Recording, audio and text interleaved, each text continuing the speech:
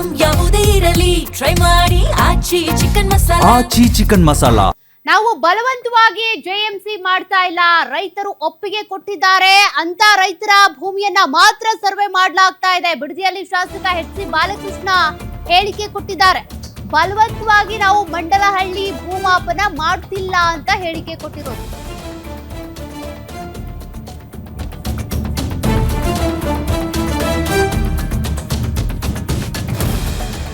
JMC ಮಾಡದೇ ಇದ್ರೆ ರೈತರಿಗೆ ತೊಂದರೆ ಆಗುತ್ತೆ. ಎಚ್ಡಿಕೆ ಕೃಪಾ ಪೋಷಿತ ನಾಟಕ ಮಂಡಳಿಯಿಂದ ಅವಾಂತರ ಆಗ್ತಾ ಇದೆ.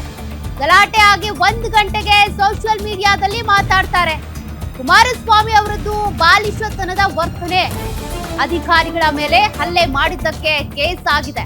ರೈತರು ಕೋರ್ಟ್ಗೆ ಅಲಿಯುತ್ತಾರೆ, ಆಗ ಎಚ್ಡಿಕೆ ಬರ್ತಾರಾ? ಯೋಜನೆ ಕೈ ಬಿಡುವ ಪ್ರಶ್ನೆ ಇಲ್ಲ ಅಂತ ಎಚ್.ಸಿ. ಬಾಲಕೃಷ್ಣ ಹೇಳಿಕೆ ಕೊಟ್ಟಿದ್ದಾರೆ. ನಾವೇನ್ ಬಲವಂತವಾಗಿ ಈ ರೀತಿ ಮಾಪನ ಮಾಡೋದಕ್ಕೆ ಹೋಗಿಲ್ಲ, ಯಾರು ಒಪ್ಕೊಂಡಿದ್ರು ಆ ರೈತರ ಭೂಮಿ ಕಾಲಿಟ್ಟಿದ್ದೇವೆ ಅನ್ನೋದು ಎಚ್.ಸಿ. ಬಾಲಕೃಷ್ಣ ಅವರ ಸಮರ್ಥನೆ.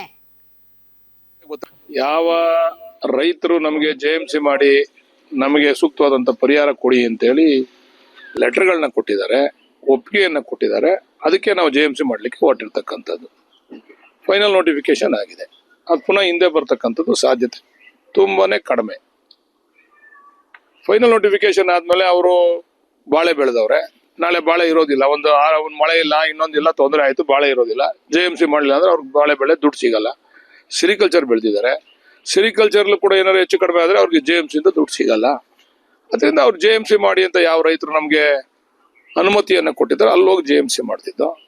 ಆದ್ರೆ ಇಲ್ಲಿ ಕುಮಾರಸ್ವಾಮಿ ಕೃಪಾ ಪೋಷಿತ ನಾಟಕ ಮಂಡಳಿಯಿಂದ ಒಂದು ದೊಡ್ಡ ಒಂದು ಏನೋ ಅವಾಂತರವನ್ನ ಸೃಷ್ಟಿ ಮಾಡಬೇಕು ಅಂತಕ್ಕಂಥದ್ದು ಕುಮಾರಸ್ವಾಮಿ ಅವರು ಕೂತ್ಕೊಂಡು ಹಿಂದೆ ಎಣಿತಾ ಇರ್ತಕ್ಕಂಥ ವಿಚಾರ ಇದು. ಯಾತಕ್ಕೆ ಮಾತು ಹೇಳ್ತೀನಿ ಅಂತಂದ್ರೆ, ನೋಡಿ, ಅದು ಗಲಾಟೆ ಆಗಿ 1 ಅವರ್ಗೆನೆ ಸೋಷಿಯಲ್ ಮೀಡಿಯಾಗೆ ಬರ್ತಾರೆ ಕುಮಾರಸ್ವಾಮಿ ಅವರು. ಸೋಷಿಯಲ್ ಮೀಡಿಯಾ ಮುಂದೆ ಬಂದು ಮಾತಾಡ್ತಾರೆ, ಎಚ್ಚರಿಕೆ ಕೊಡ್ತಾರೆ ಪೊಲೀಸ್ನವ್ರಿಗೆ, ನಾನು ಮುಂದೆ ಈ ರಾಜ್ಯದ ಅಂತಾರೆ. ಅಂದ್ರೆ ಅದು ಬಾಲಿಶತನದ ವರ್ತನೆ ಅಲ್ವಾ ಅದು? ನಾಳೆ ನೀವು ಪ್ರಧಾನಮಂತ್ರಿ ಆಗಿ ಕಾನೂನು ಏನ್ ಹೇಳ್ತದೆ, ಕಾನೂನು ಪ್ರಕಾರ ನಾವು ಕೇಳಬೇಕು, ನೀವು ಕೇಳಬೇಕು. ಆದ್ರೆ ಎಚ್ಚರಿಕೆ ಕೊಡ್ತಕ್ಕಂಥದ್ದು ಪೊಲೀಸ್ನವ್ರಿಗೆ, ಬೇರೆಯವ್ರಿಗೆಲ್ಲ ಎಚ್ಚರಿಕೆ ಕೊಡ್ತಕ್ಕಂಥದ್ದು, ಇವೆಲ್ಲ ಅಂದ್ರೆ ಇದರಿಂದ ಯಾರಿದ್ದಾರೆ ಅಂತೇಳಿ. ಈಗ ನಾವು ಬಲವಂತವಾಗಿ ನಿಮ್ ಭೂಮಿಗೆ ಬಂದ್ರೆ ನೀವು ಗಲಾಟೆ ಮಾಡಿ, ನಿಮ್ಮ ಒಪ್ಪಿಗೆ ಇಲ್ಲದೆ ನಿಮ್ ಭೂಮಿಗೆ ಬಂದ್ರೆ ನೀವು ಗಲಾಟೆ ಮಾಡಿ. ಆದ್ರೆ ನೀವು ಯಾರ್ದೋ ಭೂಮಿಗೆ ಜೆಎಂಸಿ ಮಾಡಿಸ್ಕೊಳಕ್ ಹೋದಾಗ ನೀವು ಗಲಾಟೆ ಮಾಡ್ತೀವಿ ಅಂತಂದ್ರೆ, ನೋಡಿ, ಈಗ ನೆನ್ನೆ ಹೊಡೆದವ್ರೆ ನಮ್ಮ ಅಧಿಕಾರಿಗಳಿಗೆ, ಅದು ಬಹಳ ಖಂಡನೀಯ. ಅದು ಹೊಡಿಬಾರ್ದು. ಯಾರು ಅಧಿಕಾರಿಗಳ ಮೇಲೆ ಕೈ ಮಾಡಿ, ಈಗ ನ್ಯಾಚುರಲಿ ಅಧಿಕಾರಿಗಳ ಮೇಲೆ ಕೈ ಮಾಡಿದಾಗ ಸೋಮೋಟ ಕೇಸ್ಗಳಾಗ್ತವೆ. ಈಗ ಅದನ್ನ ಕೋರ್ಟ್ ಕಲಿತಾರೆ, ಅವರು ವರ್ಷಾನ್ಗಟ್ಲೆ ಕೋರ್ಟ್ ಕಲಿತಾರೆ. ಪಾಪ ಅಮಾಯಕ ಹೆಣ್ಮಕ್ಳು, ಅಮಾಯಕರು, ಗೊತ್ತಿಲ್ದಿರ್ತಕ್ಕಂಥ ರೈತರು ಕೋರ್ಟ್ ಕಲಿತಾರೆ. ಇದು ಕುಮಾರಸ್ವಾಮಿ ಬರ್ತಾರ ಅವಾಗ ಇವ್ರಿಂದ?